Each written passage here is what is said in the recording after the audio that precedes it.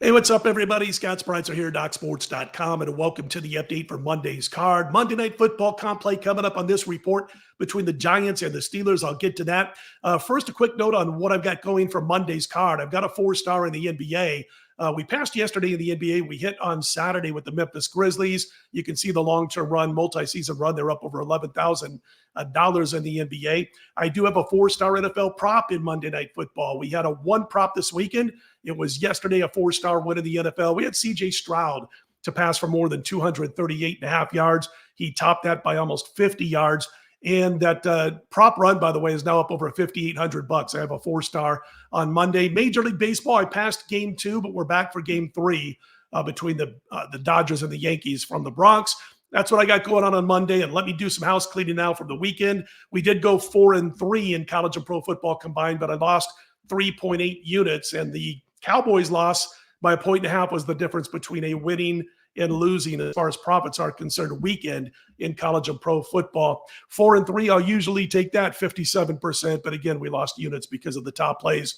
Going back now to September 1st, college football 73% against the spread. Since mid-September, college football 80%, and since September 19th, college and pro football combined stood in at a 68% clip at 28-13, and we'll look to get right back to the winning ways next weekend.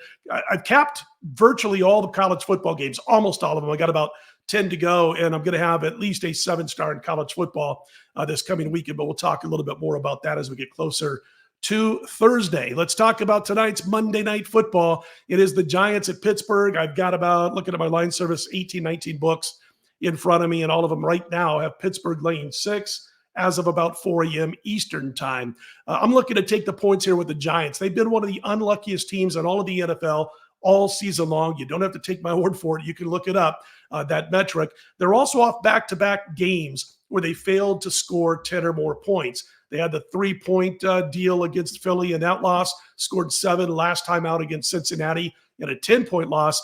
And you guys know that have been following me for all these years. First of all, I appreciate it.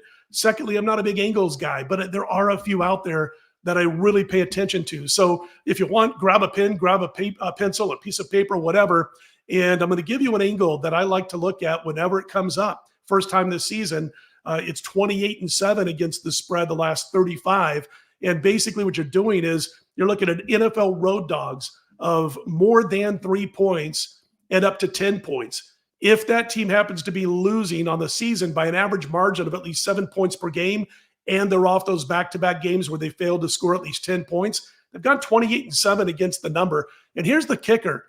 Those teams, those 35 games, the teams you're betting on, that road dog, they've only lost by an average margin of 1 point per game. They've scored 20. They've given up 21 over a 35-game run. And again, it's the first one this season, but it's icing on the cake for me when it comes to reasons I want to back the Giants. So you can write that down. You can use it anytime that it happens to come up in the NFL the rest of the year. Wanted to mention one more thing as we go from angles to back to what happens on the field.